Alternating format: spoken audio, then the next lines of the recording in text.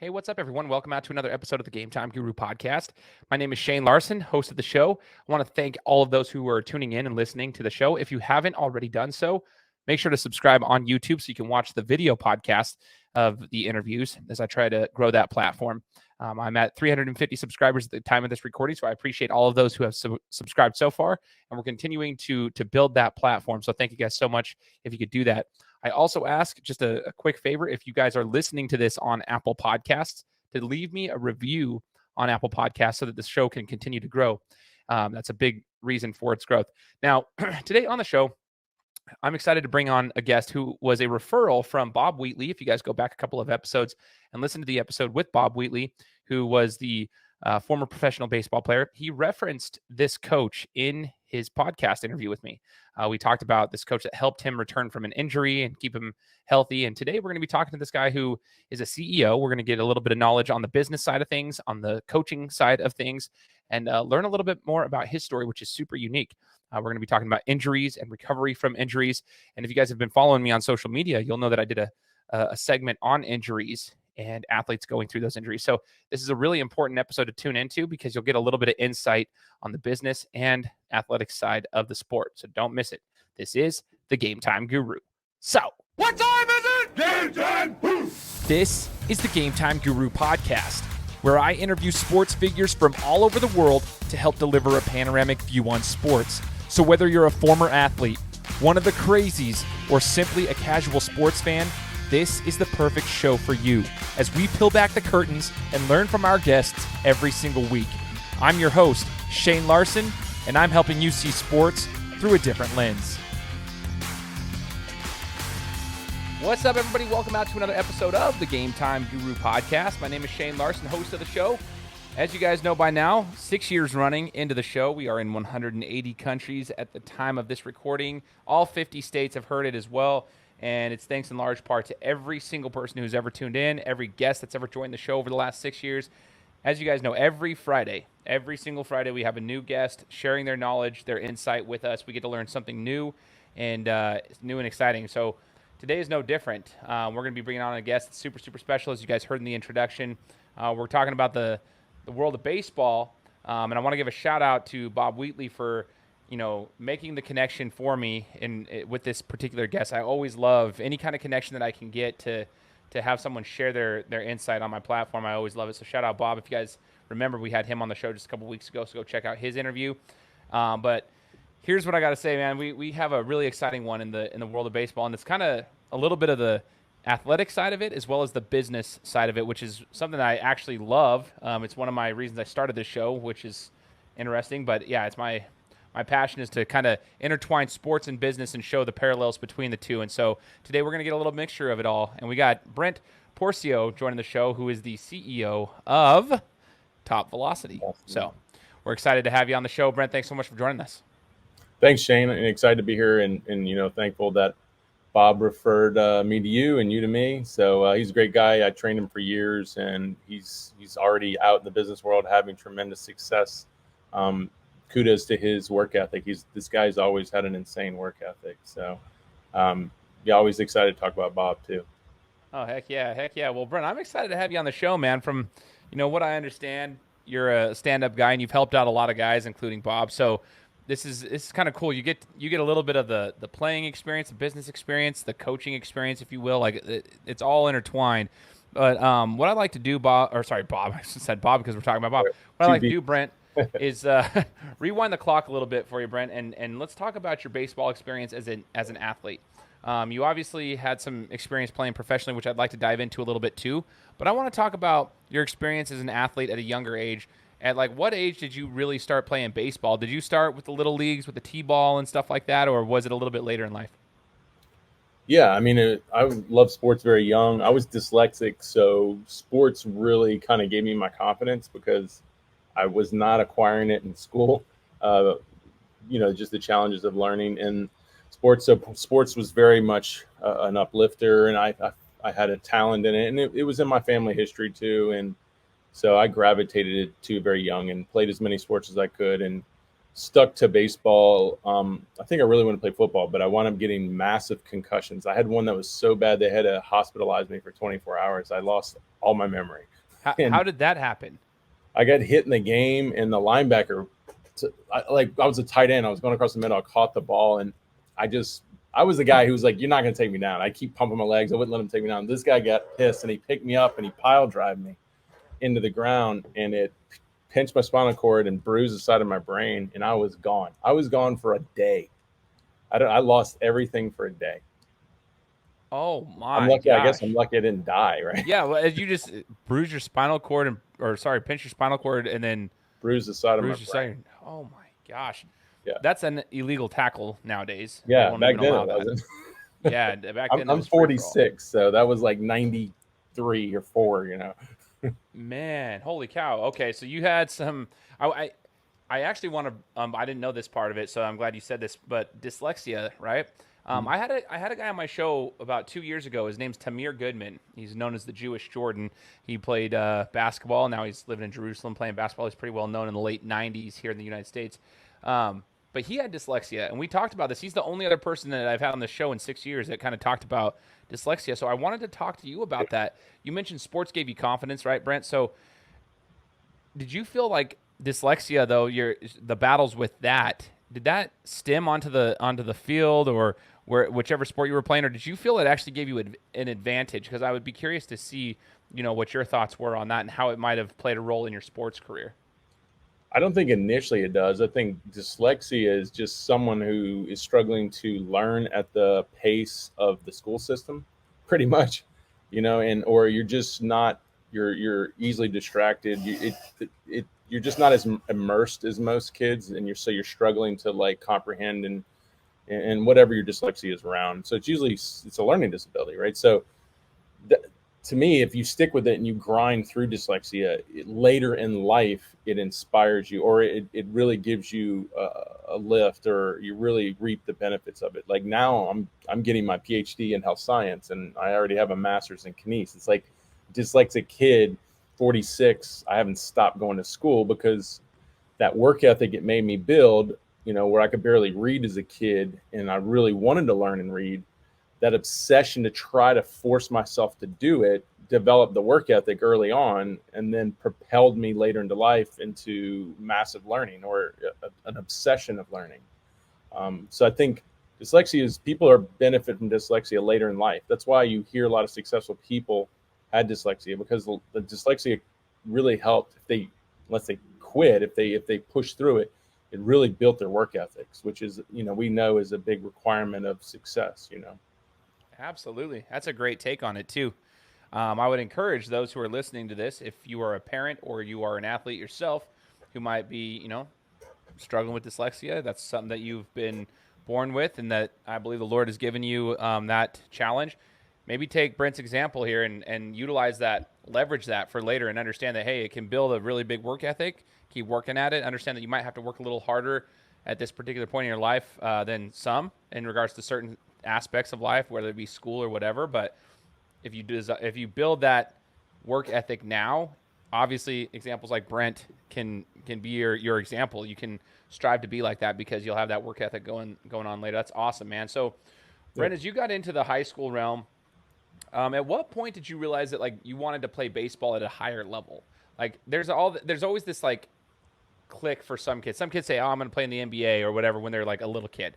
But like at some point there's like a reality check for a lot of kids. Maybe they're 14, 15. They're like, okay, well maybe that's not going to happen, but I could maybe play the next level at college. Or some of them are like, hey, high school is going to be my goal, whatever it may be. At what point did you realize like, hey, I got what it takes to play at the next level, at the collegiate level, that is, at least, if not the professional level, like we'll talk about. Like, so at what point did you know you could go next level? Man, I think it's growing up in a small town. I think it actually helps growing up in a small town because you have a lot of time to think, and you have a lot of support to dream, and you're not like constantly challenged. Like you're constantly not reminded about how average you are. You actually can more easily be optimistic, I think, when you're not in such a competitive environments when you're young. So I feel like I just, growing up in this small little town, and I was a big thinker, it was easy to do. I think I didn't realize how competitive it was until I got out in the world. And then it was like, do you really want it at that point? And then I really did love it. I really did build, maybe dyslexia was the underworkings of my optimism to actually spring into fruition. And maybe that was just the perfect storm, but I was just a big thinker. I really thought anything's possible. My parents were very supportive, and I loved following people that are very inspirational and had huge aspirations, and that's just who I was. And it just grew from that. And then you start realizing when you see what you can do, what you'll do well, and what you're not going to probably do well due to your limitations and challenges, you start to carve your path out of that. I wasn't a big leaguer, but I did get to play professional ball. I had to overcome rotator cuff surgery to do it, and which sprung into my whole business of what I do today. But if I wasn't that big thinker as a kid and in an environment that really was supportive of it, like, the world's your canvas, do what you want.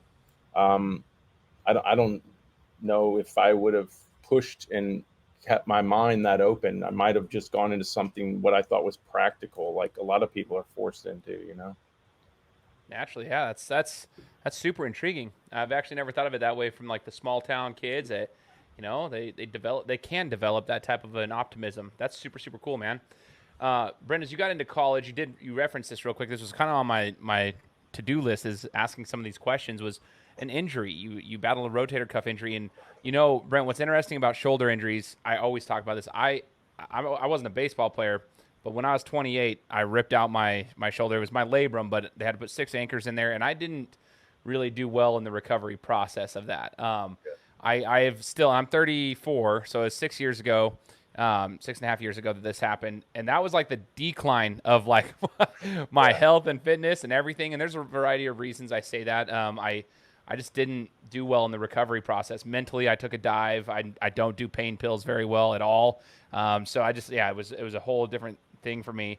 And I often have said since that time that I don't know how anybody if that would have happened to my right arm, my dominant arm, like for basketball, for example, I still compete in basketball all the time still. If that would have happened to my dominant arm, I don't know how I would never come back fully. And quarterbacks and pitchers and everyone who has to use that arm, I don't understand how they do it because my shoulder has never been the same. So I just want to talk to you about that process of going through an injury earlier on in your career and how you battled back and maybe some of the struggles that you faced during it, whether it be physical or mental or both. Yeah, so I was 18. It was my first college appearance. I tore my rotator cuff in the game, the 4th inning. My arm laid down. I couldn't move it. I had immediately have surgery. Complicated that. I got mononucleosis right before that. I'm 18 years old, right? And which pushed back the surgery. And I go through the surgery and the doctors are like, we don't really, it didn't look promising in your shoulder. And that's why you had such a hard time. Like, shoulder injuries are really, it'll end any career. In baseball, we have the infamous Tommy John surgery on the elbow, and it actually puts more integrity in the joint than before you have the surgery. So it's a very successful surgery, even though the surgery is still risking, it's dangerous, but it's a very successful surgery. Shoulder does not have much success. There's a lot of good surgeons won't even mess with the shoulder. They'll just tell you, just keep rehabbing it. You're wasting your time. It's just too multi-joint. There's too much going on in the shoulder to just go in and cut it up and expect it to keep working the way God built it, So it's a really, really tough injury to come back from. And I should have probably quit, but I didn't. Once again, kind of goes back to my life of dyslexia, rotator cuff surgery. Like, my life very early was like, I had a great life. I'm not saying like I was having a hard life, but the things I wanted to do, I had a lot of big hurdles in front of it. And I was either going to just quit and not do it, or I was going to try to go through it. And, I have a good upbringing. I had a lot of support. So I decided to run through it. And I'm an obsessive person, probably because of the dyslexia. So I pushed through it and I tried to learn as much as I could from it. And like I said, it built who I am today. Like, I'm still studying. I'm getting a PhD in health science. Like, I I'm really good at helping baseball players recover from injury, specifically shoulder injury. I'm a big advocate of a lot of the abusive training modalities that exist in the sport today to try to help remove those, because too many kids are subjected to these injuries very young, like I was. We shouldn't be subjected that young to them. But I went through a time of depression right out of the gate. 18 years old, it was literally like all your aspirations for professional baseball are gone. And the doctors were telling me that. So I was defying the doctors by pushing on and trying to recover from it, and then actually recovering from it later on was a total defiance of what the medical field was telling me. But so it pushed me into severe depression. But once again, these are all things, as you look back in life, that is what built the foundation for who I became, right? I needed that gave me mental toughness. It gave me the confidence to, even though when people are telling you this is not going to work, that you find a way, because this is what you want. It's your passion, right? So I'm grateful for all those things and all those challenges, but it made me who I am today, mainly because I didn't quit. And that's a hard thing to do. It's very easy to quit. And maybe you need to quit because there's something else in your life that God wants you to do. I get it. But you don't have to. I think that's the best thing about today, especially with all the information we have. A lot of people, even the experts you go to, don't know everything. They know something, but they don't know everything. Wait, and what? It gives you the possibility to discover, new frontiers for yourself. That is so interesting, and you're so right about that. I love it. A follow up to this question is this. I mean, we see a lot of athletes. I coach young athletes that are 17 years old, juniors and seniors in high school that are playing basketball specifically, but I like to be around all the athletes and help them out the best that I can. And one thing I've noticed, Brent, is that when they do go through an injury, if they make it out of it with the recovery process and so forth, sometimes mentally when they get back, well, for my athletes on the court, but if it's the field, it's the mound, whatever, it's hard for them to fully give their full effort and get back to that level. So I am curious for you. I mean, you made it through the recovery process, the hurdles there, but your first time back on the mound and actually throwing the ball in a game time situation, did you feel that you were like fully back, or is there any tips you could give to like get yourself mentally fully there again so you can compete at that high level once again? Yeah, like severe injuries like the torn rotator cuff, I tell everyone, forget about who you were. It'll never be the same. I mean, that is the saddest part of the injury, is it will never be the same. Elbows are different. I kind of don't. This doesn't only real severe injury doesn't pertain to in baseball is the elbow injuries. You actually could be better, but in the shoulder, you'll never be the same. And to sit there and actually try to every day search for that old feeling of who you used to be, you're wasting your time. You're trying to go back in time. So you really just got to do your best to get as much health as you can get back to, and learn to do better than what you were doing before, so you don't fall back into that same problem again, and just get to a place where you start to feel confident again and you can start to compete, and just leave the notion behind that I'm going to have those same feelings again, or I'm going to be that same pitcher again, or that same player again. Like you just got to move on. You're just going to be new, and you're going to be reinvented, and you're going to have all new possibilities. And because to sit there and harp on the past, is just pulling your darkest moments with you. You don't need to carry your darkest moments. You just need to leave them behind. Learn from them, but leave them behind. Ooh, that's big. That is really big. I like that. And I really appreciate you saying, the whole concept of, just you're not going to be the same player. Like basically just don't expect to be that person. And that's okay. It doesn't mean you can't compete at a high level, but I think that's a very good point. I feel like a lot of athletes probably are searching for that, and that's what's causing them to struggle so much in their comeback, so to speak, is that they're just searching for that person. And it's like, no, dude, now you got to reinvent yourself as far as a new athlete, a new player. It's not going to be the same, but it's okay. It doesn't mean you can't compete. That's huge. That's a realization. I think it's hard for some people, but it's fact. And once they figure that out, I think they can come back a lot stronger, or at least at a high level still. Look, it falls into the same mentality of don't let people diagnose you. Like, don't let people diagnose that you're injured, or you're diagnosed that you're sick, or you're not tall, or whatever. That's the same thing as diagnosing yourself and saying, I'm not who I used to be, or I don't feel the same way. Like, stop diagnosing yourself. Just, you don't need to define your problems. Like, your problems are just your everyday challenges, and they might always be there. So if you don't give them like representation and like their own polarity, and you just say, yeah, they're always going to be there, just hurdles, they're just obstacles, they're just things I'm always trying to improve and get over. And every day I got to wake up, and they're my motivation to get better and improve, and just my reminder that I'm still in my process. I'm still going through my life. I'm still living my story. I think when we make them, when we give them weight, they start to pull us down, and that they don't need to be that. They need to be things there that are challenges to get better and move forward. I dig it, man. I love it. I love it, Brent. As we mentioned before, you did have the opportunity to play professional baseball, and you're like, hey, I didn't play in the league, but like in the majors, but you did play professionally, and you had a chance to play overseas. And I want to ask you about this experience, because a lot of people don't realize that there are some opportunities overseas, but it's not always for everybody either. Overseas athletics at the professional level, it can be really good for a lot of people, and some people it's tough. But let's dissect your professional career. I want to kind of talk about some of your favorite memories in your professional career, being able to play over in Europe, and just kind of what you learned from that experience.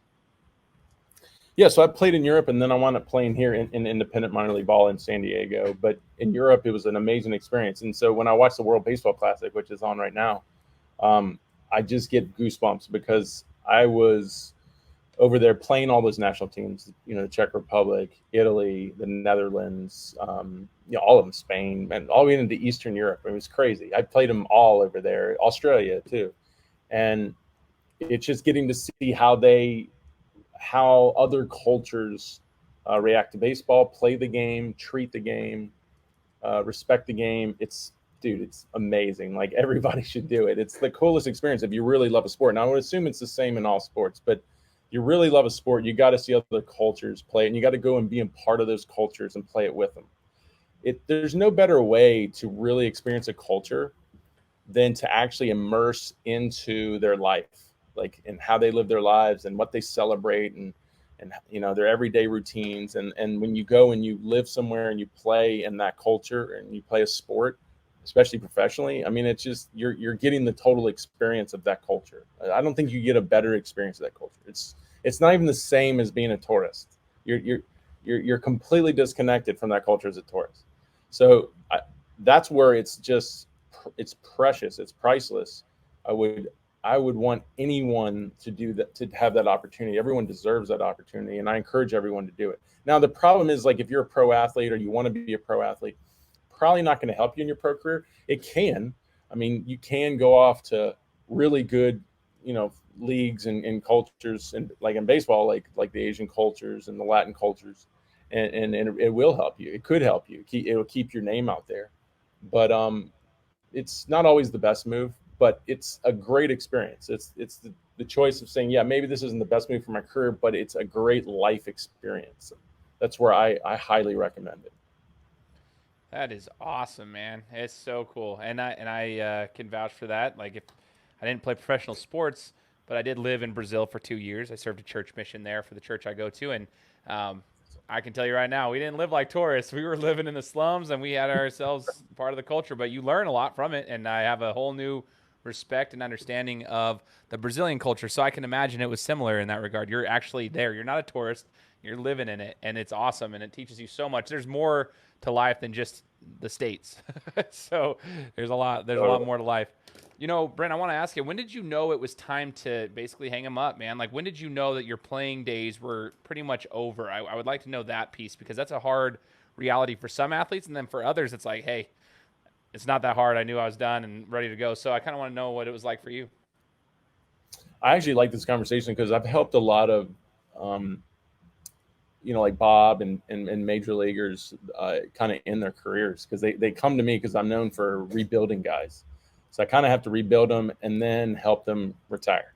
And, I've had some great conversations with some of them, and I just came to this clarification that you really don't, the game doesn't quit you. I think the easy excuse at the end of your career is that, oh, the game's going to tell me when I'm done, or the game wants me out, or, whatever. You disassociate from it, and it never is that way.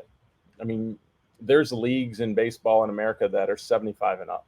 You can play this thing forever. And there's many sports you can do that. Maybe not football, but there's many sports. But the point is I think you do need to accept that you will quit the game. And it's taking ownership. And in taking ownership, you close. So closure is a big thing. And you need closure. If not, you'll live in regret. You'll live in depression of what you left behind. And that's one thing I've had to help with the guys. And I went through it personally too, was you have to be good with your decision. You have to make the decision. You have to make sure you've come to terms with all aspects of it. Like there's nothing out there. It's like, I wish I would have done this and I should have done this and I should have done that. Those are the knots you have to tie off, right? Those are the things you have to finalize.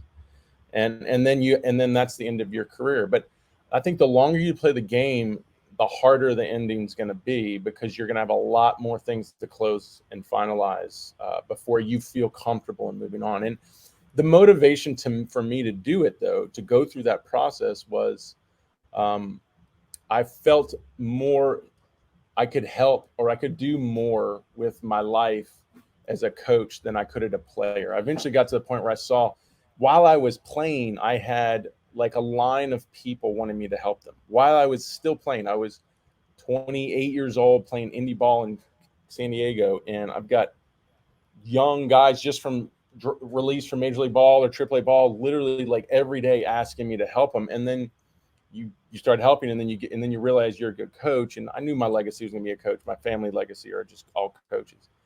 And then all of a sudden you're like, I really have more value right now in this sport as a coach than I do as a player. I'm still going to play. I'm going to keep playing, but I'm going to officially retire from me,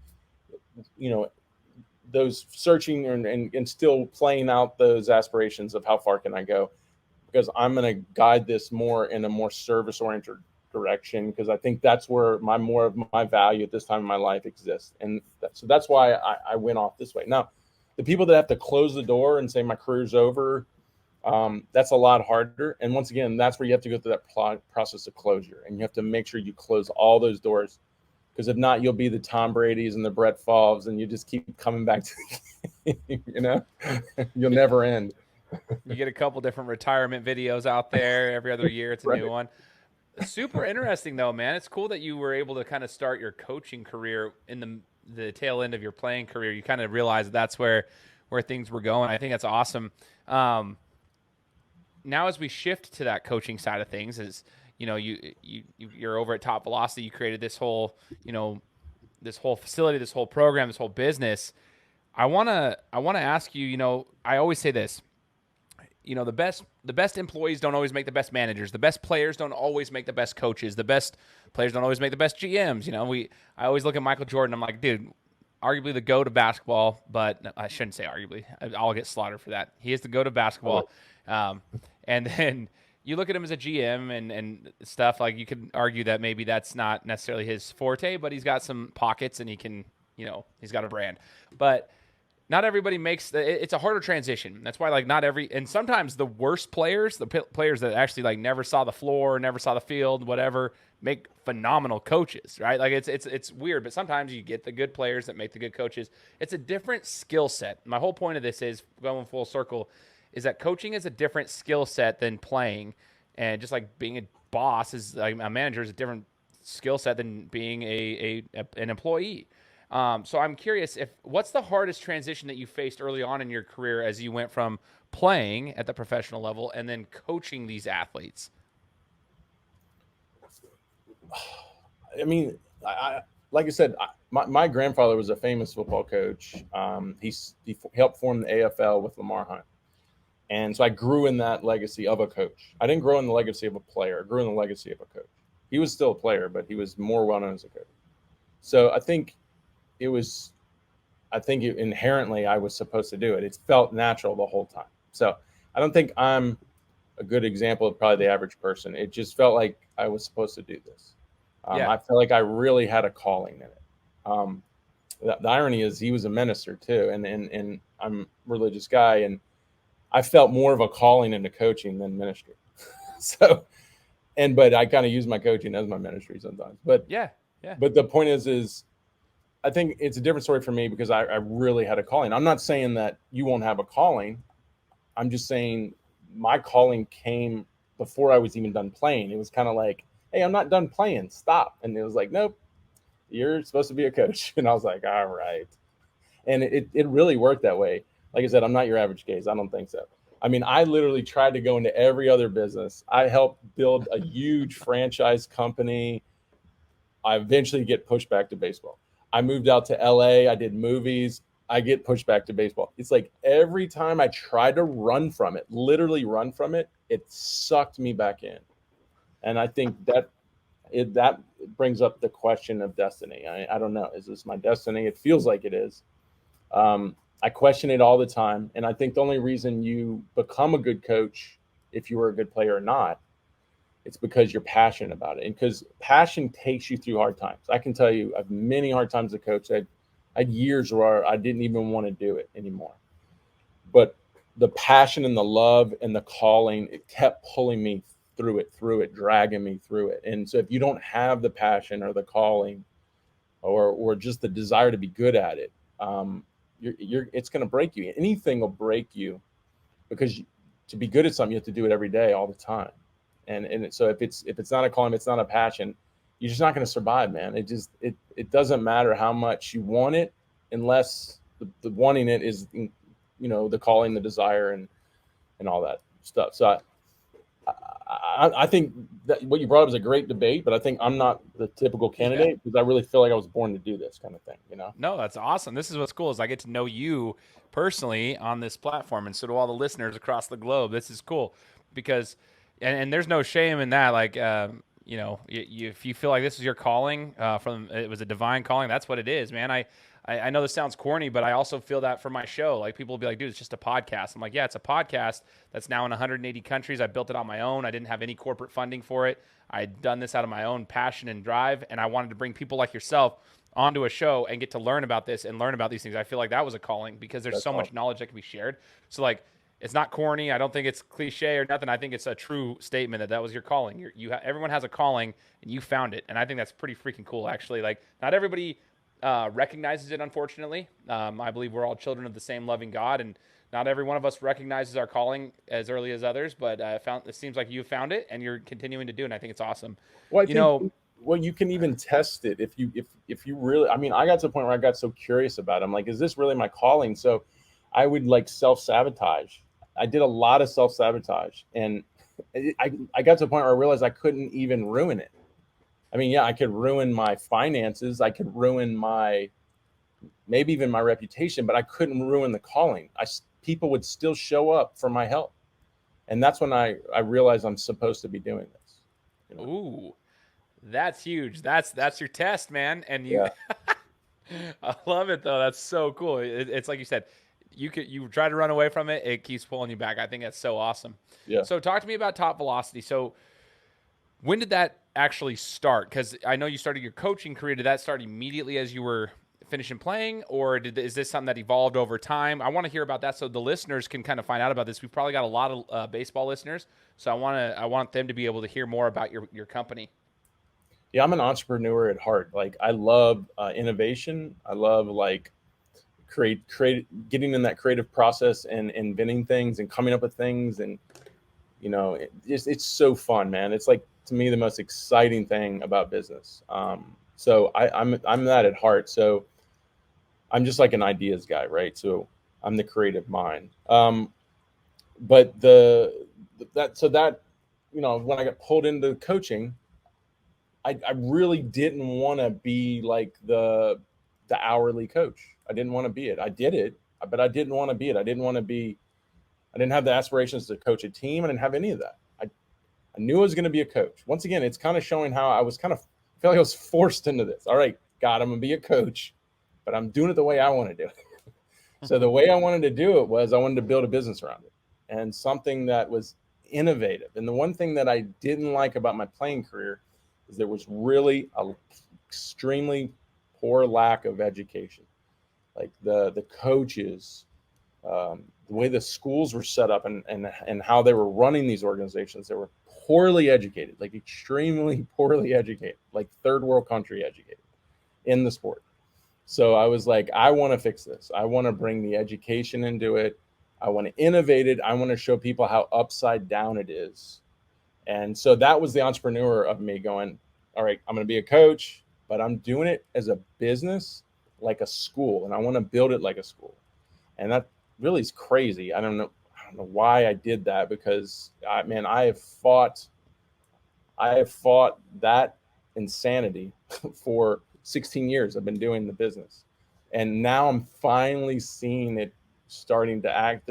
It's still a grind, but I'm seeing a lot more momentum in what I'm doing, meaning I'm seeing a lot more people now behind me. When people used to stand in front of me and ignore me or push back at me, I'm now finding a lot of people behind me pushing this mission. And now I'm starting to feel like maybe this was not as crazy as I thought, Yeah, man, that's awesome. I have a big respect for the entrepreneurial grind. I actually work for, you might know the guy in the entrepreneurial space. His name's Russell Brunson. If you don't, you can Google him, but I work for Russell. I work for a company called ClickFunnels. So I'm around the entrepreneurial world all He's day, been every around day. forever. And I love the grind, man. I love the visionaries that people like yourself, the visionary that you are. I have a massive respect for that. But they call them the 1% crazies for a reason. That's the 1%ers, man. Like, the majority of the world isn't going to see it the way you see it, but that's the 1%ers are the ones who change the world. And you've obviously disrupted the industry in a good way. That's awesome. So tell us what you guys offer over at Top Velocity. What's some of the things that you offer for these athletes? You've mentioned multiple times you help athletes come back from injuries and you rebuild athletes and so forth. So what all do you offer? Well, I knew because it was me too. We're all as pitchers in the game that are pitchers. I've focused in that far on that niche, that we all want velocity. Velocity is like, it's a game changer. You give 10 miles an hour to a college pitcher, he's a top prospect potentially if he can pitch. Of course you got to pitch, but velocity is a huge commodity. So I knew it was a commodity that I could build a program around, or I had a program already that I did for myself. It was the program that got me back, taught me the science, got me out of the insanity of all the ignorance, got me back from my injury, showed me how to not fall back into my injury again, because it was science driven, it was evidence based, it was kinetic chain, which was no one was doing.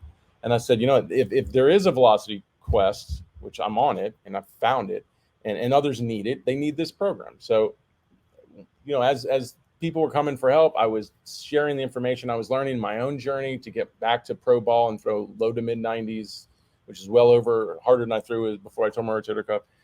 That I started delivering that information to them, that program to them, the luckiest thing that happened to me as an entrepreneur is I was posting my first videos of this content online in 2006 on YouTube and Instagram.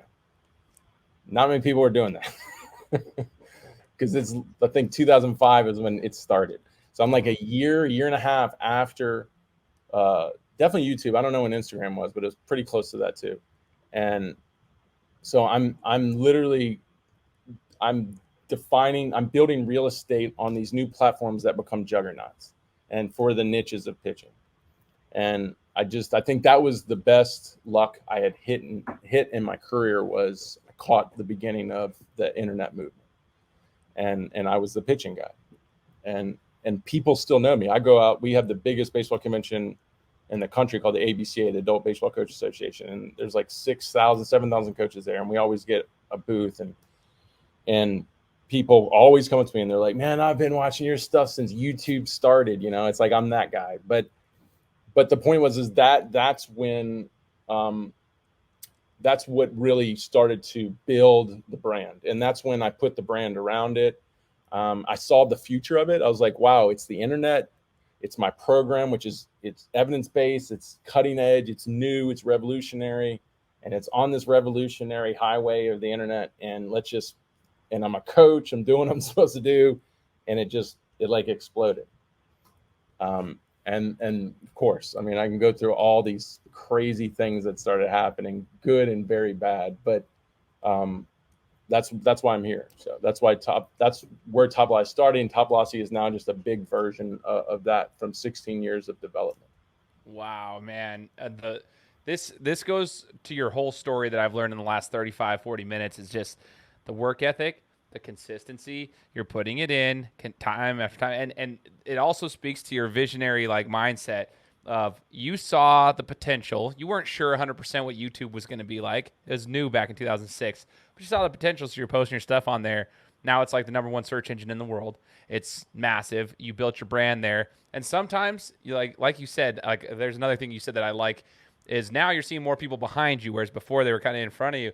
Well, guess what? You started the movement, and that's where those 1%ers come in. Like you start the movement, and you have to sometimes go against the grain, and you have to like it. I'll also take something you said earlier.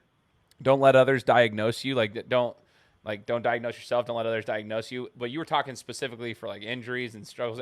I would almost say the same thing here. Like you didn't let others and their opinions diagnose what your business model was. You saw the vision, you saw the ultimate goal, and you kept pushing forward. Now you've got people behind you 16 years later. I think that's freaking awesome, dude. I geek out about this stuff.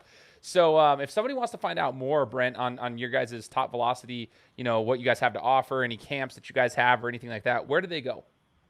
Yeah, so because of 16 years of being on social media, it's Top Velocity. If you search at Top Velocity, you're going to see like Instagram, I've got like almost 4,500 posts. So, I mean, I've put a lot of content out there. I post 2 to 3 times a day, and I've been doing at least one post a day for 15, 16 years. And so it's like people see my followers and they're like, oh, that's pretty good. And I'm like, not really. I've been doing this for 15 years. It should be bigger than that.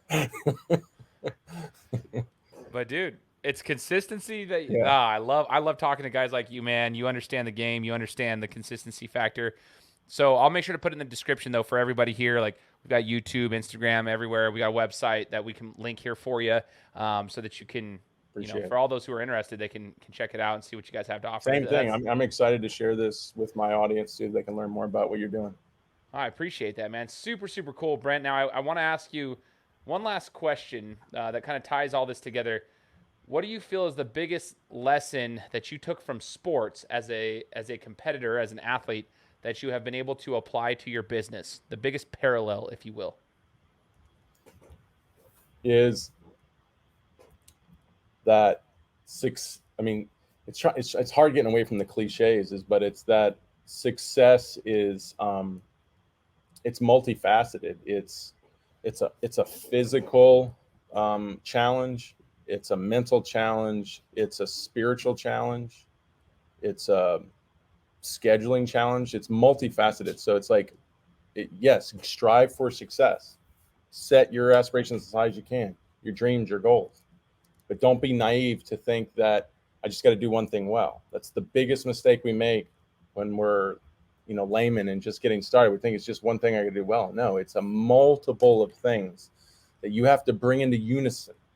And you have to create this perfect symmetry of them that you use to harness and propel into your future. So, hold on to those dreams, but don't be naive in what you think it takes to achieve them. Challenge yourself, be extremely open, and work your ass off, man. I dig it, man. I absolutely love it. Brent, I've thoroughly enjoyed this conversation with you, brother, and I hope that we can stay connected in the future as well, man. I love what you're doing over there. I just love what you're about. I think it's super cool, and I just want to say thank you. Thank you for joining us and being willing to take time out of your week, which you're extremely busy in, and you were able to share this on our platform, so I appreciate that. And, yeah, I just want to say thanks, man. Thanks, Shane. I really appreciate it, man. And, congrats to you, and I pray for all your future success. Appreciate you, brother. And for all those who are listening, hopefully you guys enjoyed it as well. The only thing I ask is that you guys leave us a review on Apple Podcasts. So if you guys haven't done so already and you're on Apple or Spotify or whatever, just follow the show and leave us a review. It always helps the show get out to more and more people. And if you subscribe, you'll be lucky because we'll be coming to you next week with another interview. Take care, guys. Guys, thanks so much for listening to another episode of my show. Now, if you could go and do me a favor, head over to iTunes, give me 5 stars, and leave me a review, it would be greatly appreciated. Thanks, guys. Appreciate your support.